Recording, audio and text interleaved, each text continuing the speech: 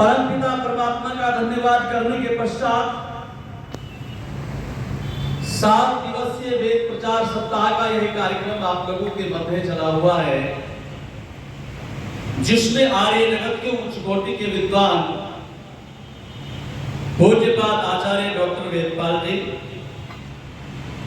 बहुत ही कुशल संचालन कर रहे इस कार्यक्रम का पूज्यपाद स्वामी ब्रह्मानंद जी सरस्वती, हमारे तीनों सन्यासीगण,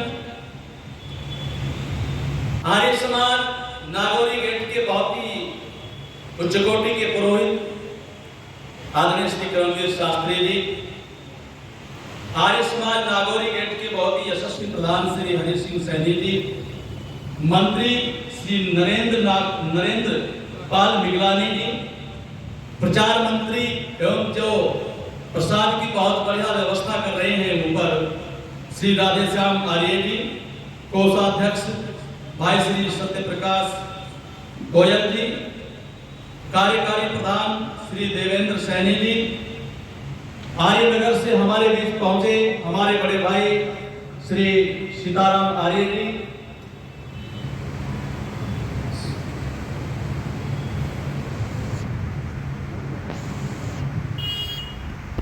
और हमारे देवेंद्र सैनी जी जो कार्यकारी प्रधान है। आदरणीय स्वामी जी कह रहे हैं कि आप उन्हें भूल जाते हो, मैंने कहा नहीं, ऐसी बात नहीं है। आदरणीय श्री राम कुमार आर्य जी, सभागार में उपस्थित सभी धर्मिष्ठ बंधुओं, वंदनीय पूजनीय मातृशक्ति, जो विभिन्न आर्य समाजों से बधाए हुए समस्त आर्य सज्जन, समस्त विद्यालयों से आए हुए समस्त छात्रगण, समस्त हमारी बेटियां बहनें छात्राएं, उनकी समस्त गुरुजन, अध्यापकगण, अध्यापिकाएं बहनें और मेरा बड़ी कुशलता से सहयोग कर रहे भाई सुखदेव आर्य जी, बहन संगीता जी, आइए थोड़ी सी बातें आपके बीच रखता चलूं। यह कार्यक्रम 15 अगस्त से शुरू होकर के आज 20 अगस्त तक पहुंचा है। ऋषियों ने कहा है कि ये संसार के लोगों, अगर तुम सुख प्राप्त करना चाहते हो, आनंदमय जीवन प्राप्त करना चाहते हो, तो अपने घरों में 5 यज्ञों का करना प्रारंभ कर दो। और फिर उन्होंने कहा है कि जो व्यक्ति इन 5 यज्ञों को अपने जीवन में धारण कर लेता है, वह व्यक्ति जीवन पर्यंत आनंद प्राप्त करता है। तो पहले यज्ञ के बारे में मैंने शुरू में चर्चा की थी, जिसे ब्रह्म यज्ञ अर्थात ईश्वर की संध्या उपासना आदि और आठ ग्रंथों का पठन पाठन, और दूसरे यज्ञ जो हम रोज यहाँ पर देव यज्ञ करते हैं, और तीसरा पितृयज्ञ। आज परिवारों में परेशानियां क्यों देखने को नजर आ रही हैं? आज परिवार टूट रहे हैं क्यों? और एक होम बन रहे हैं ये क्यों? वृद्धा आश्रम में हमारे बुजुर्ग जा रहे हैं, इनकी तो हमारे देश में कोई आवश्यकता नहीं थी वृद्धाश्रम की। और याद रखना, जब से इन वृद्धाश्रमों में हमारे परिवारों के बुजुर्ग जा रहे हैं, जब उनका मान सम्मान नहीं हो रहा है, तो मैं समझता हूं तब से ही दुखों के बादल हमारे परिवारों के ऊपर मंडराने लगे। ये पितृयज्ञ ऋषियों की बताई हुई बातें हैं कि हमारे जीवन में पितृयज्ञ होना चाहिए। और पितृयज्ञ जब इस देश में होता था, हमारी वैदिक संस्कृति में होता था, तो वो लोग आनंद के साथ अपना जीवन व्यतीत करते थे। पितृयज्ञ श्री राम आदि ने किया, दशरथ आदि ने किया, जो हमारे महापुरुष हैं। लेकिन क्या हम आज पितृयज्ञ कर रहे हैं? पितृयज्ञ के बारे में महर्षि मनु जी महाराज घोषणा करते हुए कहते हैं, मानव शास्त्र के निर्माता, अभिवादन शिरस्य नित्यम रघोपसीमिनः चत्वारि तस्य वर्धन्ते आयुर्विद्या यशोधनम्, कि जो नम्र और सुशील होकर के अपने माता पिता का अभिवादन, सेवा और सत्कार करता है, जीवन में उसकी 4 चीजें बढ़ा करती है, आयु, विद्या, यश और बल बढ़ता है। लेकिन हम तो इन बातों को भूल गए जो सुख प्राप्त करने के साधन थे। लेकिन याद रखना, जिन घरों में आशीर्वाद देने वाले हमारे बुजुर्ग हो, माता और पिता हो, मैं समझता हूं अगर उनका मान सम्मान, सेवा और शुश्रूषा ना हुई, तो मैं समझता हूं हमारा जीवन भी सुखी रहने वाला है। प्यारे छात्र और छात्राओं, ये पितृयज्ञ है जीवित माता पिता की सेवा करना। जो इधर हमारे छात्र बैठे हैं सभी ध्यान से सुने, नौजवान साथी ध्यान से सुने। अगर सुख प्राप्त करना चाहते हो तो बच्चों सुबह उठ करके क्या करना चाहिए? माता पिता के चरणों में प्रणाम करना चाहिए। क्योंकि ये बात हम अपनी तरफ से नहीं बताते, क्योंकि इसे तो श्री राम और श्री कृष्ण किया करते थे और बड़ा सुंदर रामायण में आता है, सुनिएगा। हे प्रातःकाल उठ कर रघुनाथा, माते पिता गुरु ना वही माता। प्रातःकाल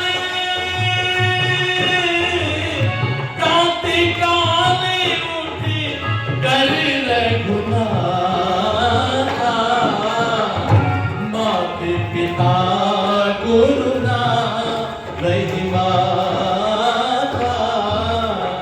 तो प्रातःकाल उठ करके श्री राम लक्ष्मण श्री कृष्ण आदि जो हमारे महापुरुष थे वो माता पिता के चरणों की वंदना किया करते थे। तो हमें भी अगर सुखी जीवन बनाना है, हम भी क्या करें? सुबह उठ करके माता पिता को प्रणाम करें, विद्यालय या कॉलेज आदि से आकर के माता पिता को प्रणाम करें, और जीवन में सुख प्राप्त करना चाहते हैं तो उनकी सेवा करें।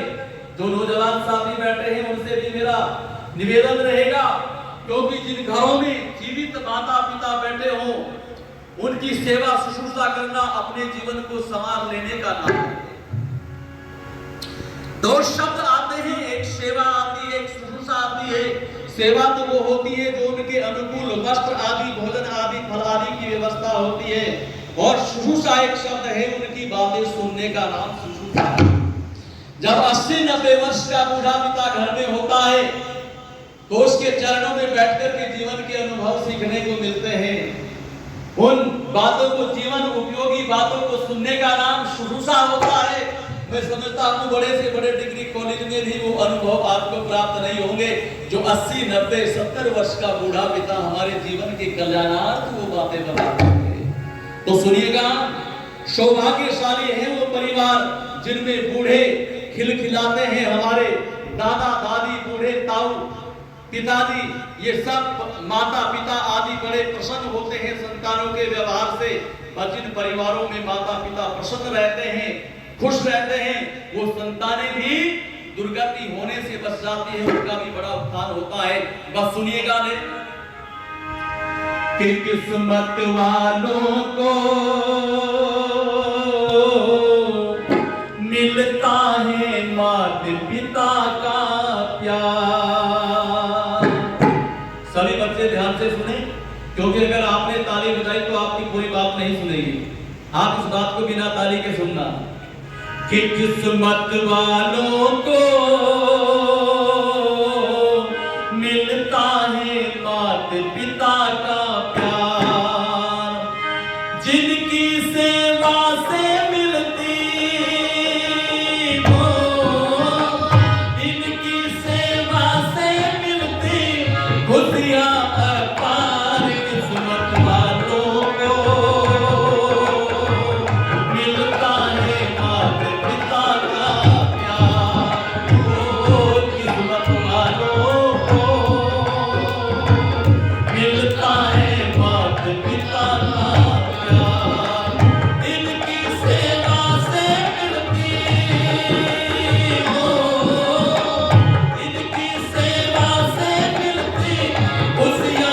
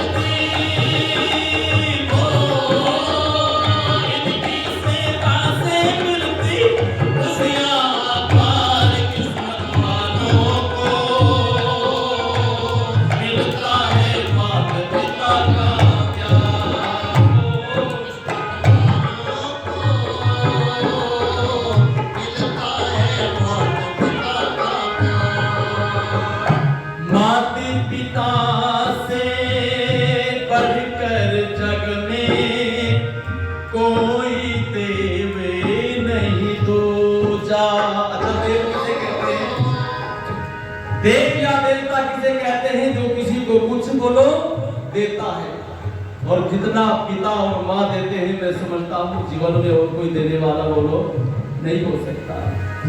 माते पिता से बढ़कर जग में कोई देवे नहीं दूजा, जन्म के दाता ये मात पिता है, कर लेना इनकी पूजा। जन्म के दाता ये माता पिता है, कर लेना इनकी पूजा। इनके हमारे ऊपर इनके हमारे ऊपर अनगिन उपकार किस्मत वालों को मिलता है मात पिता का प्यार। किस्मत वालों को मिलता है मात पिता का प्यार। इनकी सेवा से मिलती हो, इनकी सेवा से मिलती खुशियाँ अपार। किस्मत वालों को मिलता है मात पिता का प्यार। किस्मत वालों को मिलता है मात पिता का प्यार। और सुनना कितनी बढ़िया बात लिखी है। अरे योग्य बने मेरी संताने, हर पिता सपना संजोता। ओ योग्य बने मेरी संताने, हर पिता सपना संजोता। प्यारे सज्जनों और माताओं बहनों और छात्रों, अगर पिता एक साधारण कार्यालय में चपरासी भी है ना, चपरासी की जॉब करता है, तो पिता ये चाहता है कि मेरा बेटा जिला अधिकारी बने, कलेक्टर साहब बने। पिता जैसे तो उद्गार में समझता हूं किसी के नहीं हो सकते, तो कभी भूल करके भी पिता को कष्ट मत पहुंचा देना। कहना चाहता हूं आपके बीच के योग्य बने मेरी संताने, हर पिता सपना संजोता। जब योग्य बने जाता है बेटा, पिता कितना खुश होता। ओ जब योग्य बने जाता है बेटा, पिता कितना खुश होता। रहता ना खुशियों का कोई हो, रहता ना खुशियों का कोई, उसकी पारावार किस्मत वालों को मिलता है मात पिता का प्यार। किस्मत वालों को मिलता है मात पिता का प्यार।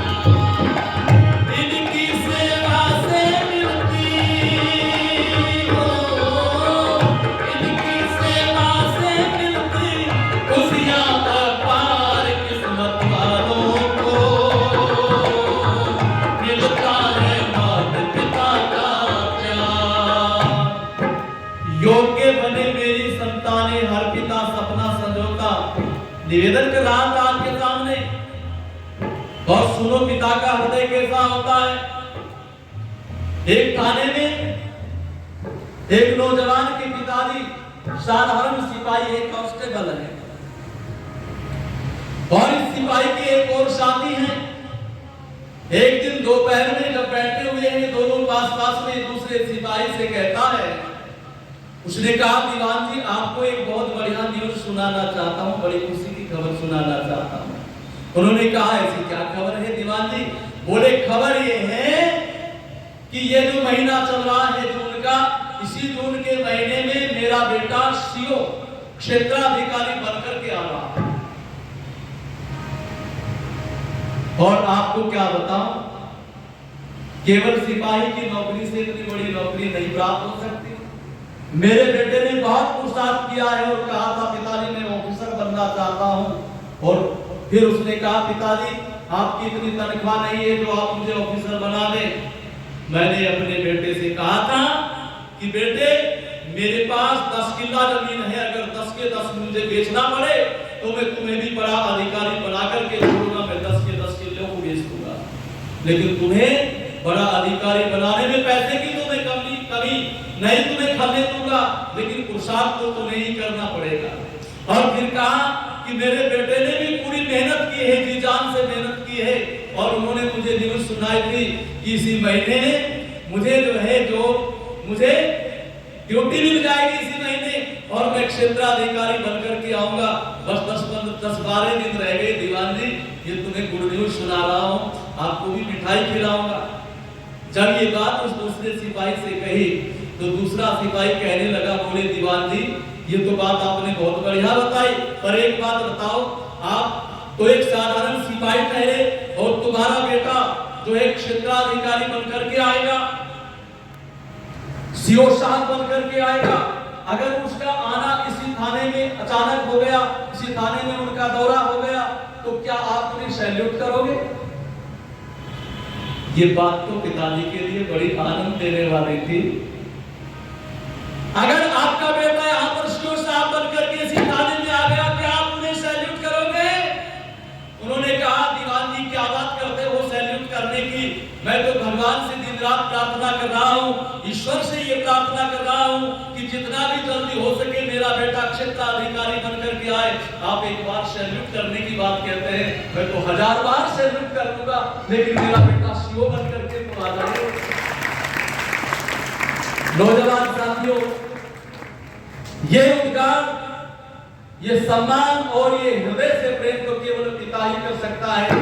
हो सकता है स्वार्थवश कोई भाई ईर्ष्यावश जो है जल सकता है, जलन रख सकता है, लेकिन पिता जो चाहता है, मैं समझता हूँ पिता जो है ना सब कुछ अपना कुर्बान कर देता है अपने संतान के लिए। तो मैं निवेदन कर रहा था, ऐसे माता पिता का साथियों कभी भी दिल ना दुखाना हो, ऐसे माता पिता का दोस्तों कभी भी दिल ना दुखाना, तन मन धन से सेवा करके इनको सुख पहुंचाना, तभी प्रताप होगा, तभी प्रताप होगा जग में उद्धार। किस्मत वालों को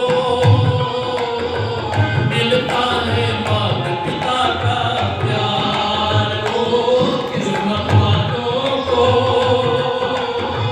मिलता है माता पिता का प्यार, इनकी सेवा से मिलती हो, इनकी सेवा से मिलती खुशियां अपार। किस्मत वालों को मिलता है माता पिता का प्यार। ये वृद्ध माता पिता 80-90 वर्ष का बूढ़ा पिता और कुछ नहीं चाहता, इसकी समस्त कामनाएं समाप्त हो चुकी होती है, और ये चाहता है कि मेरी संतान अगर ड्यूटी से आए, ऑफिस से आए, खेत से आए, आकर के 2 बात मेरी संतान मेरे साथ कर लिया करे, मेरे हाल चाल पूछ लिया करे। अगर बेटा ड्यूटी से आकर के पिता के चरणों को छू कर के पूछने लगे, पिताजी नमस्ते, एक बात तो बताओ पिताजी क्या आपके शरीर में कोई कष्ट है? अगर कोई परेशानी हो पिताजी परवाह मत करना किसी बात की, केवल बस आपको बताना है, चाहे मुझे आपको डॉक्टर के दिखाना पड़े, हॉस्पिटल ले जाना पड़े, लेकिन पिताजी अब हम जो है समर्थ हो चुके हैं, अब तुम्हें चिंता करने की कोई जरूरत बोलो नहीं है। अगर संतान इतनी बात पिता से कह दे, बस ये समझ लेना हमने पितृयज्ञ को बोलो कर ही दिया है। लेकिन याद रखना श्री राम भी इस पितृयज्ञ करने के लिए वनों में ले जाने के लिए, संकट उठाने के लिए तैयार हो गए।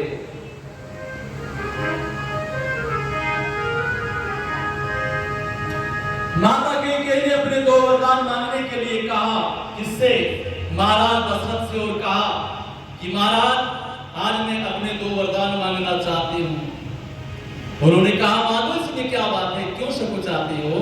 बोले वरदान को भवन में जाकर के लेटी हुई है। बोले इसको भवन में आकर के लेटने का कोई औचित्य तो नहीं था, इसे तो आप वैसे नहीं बता देती, आप इतनी गमगीन क्यों हैं? उन्होंने कहा मैं इसलिए सोचती हूँ कभी महाराज मेरी बात को जो है टाल ना दे। अच्छा बताओ क्या है तुम्हारे 2 वरदान, आप उन 2 वरदानों को मांग लो। उसने कहा पहले वरदान में मैं भारत को अयोध्या का राजा बनाना चाहती हूँ, और दूसरे वरदान में श्री राम को मैं 14 वर्षों के लिए वनों में भेजना चाहती हूँ। बोलो प्यारे सज्जनों, जब ये बात महाराज दशरथ ने सुनी तो हिल गए महाराज दशरथ, और केके के आगे हाथ जोड़ करके कहने लगे महारानी आप अपने बेटे भरत को तो अगर राजा बनाना चाहती हैं अयोध्या का तो बेशक बना लीजिए, लेकिन आप एक काम करना, मेरे प्राण हैं श्री राम ने वन में भिजवाने की बात मत करना। उन्हें कहा फिर आप अपने कह दो कि मैं अपने वचन हारता हूं, जो आपने मुझे वचन दिए मैं पूरा नहीं कर सकता। इस बात को सुनकर के महाराज दशरथ चुप हो गए। मंत्री को बुलवाया गया, मंत्री सुमंत्र आए। सुमंत्र ने किसे? श्री राम को सूचना दी, और श्री राम जी जिस समय वहां पर पहुंचे और पिताजी की आंखों से आंसू बह रहे हैं, जमीन पर बैठे हैं पिताजी, और आकर के चरणों में जब प्रणाम किया पिताजी कोई उत्तर नहीं देते हैं, पिताजी मुख घुमा लेते हैं। आज श्री राम सोचते हैं अरे जब भी मैं अपने पिता के इतने निकट आता था मेरे पिताजी मुझे हृदय से लगा लेते थे, बहुत आशीषों की वर्षा करते थे, लेकिन आज पिताजी बोलना नहीं चाहते। श्री राम ने माता केकई से कहा हे माता आप ये बताने की कृपा करें क्या पिता के शरीर में कोई कष्ट है, या पिताजी किसी कारणवश मुझसे रुष्ट हैं जो मुझसे बात करना नहीं चाहते? तो माता केकई कहते हैं हे राम आपके न तो आपके पिता के शरीर में कोई कष्ट है और न आपसे कोई उन्हें नाराजगी है, इसलिए बोले ऐसी क्या बात है? फिर उन्होंने मेरे प्रणाम का उत्तर क्यों नहीं दिया? बोले वो एक बात से घबरा रहे हैं कि कहीं राम मेरी बात को मानने से इनकार ना कर दे। बोले अच्छा ये पिताजी ने सोच कैसे लिया कि ये राम अपने पिता की किसी बात को टाल देगा? पढ़ना वाल्मीकि रामायण में बड़ा सुंदर लिखा है। उन्होंने कहा अगर मेरे पिता मुझे एक बार ये कह दे कि हे राम तुम हिमालय की चोटी पर चढ़ करके छलांग लगा दो, तो ये राम एक पल की भी देरी बोलो नहीं करेगा। और यूं कहने लगा फिर क्या चाहती हो मां? उन्होंने कहा इन्होंने मुझे वरदान देने के लिए कहा था, मैंने अपने दोनों वरदान मांग लिए, मैं चाहती हूँ आप दोनों को जाएं, और जिस राज्य का आपको राज्याभिषेक होना था उस राज्य का राज जो है वो भरत करे। तो बड़ा खुश होकर के श्री राम जी कहने लगे इसमें फिर घबराने की कौन सी बात है? और यूं कहने लगे श्री राम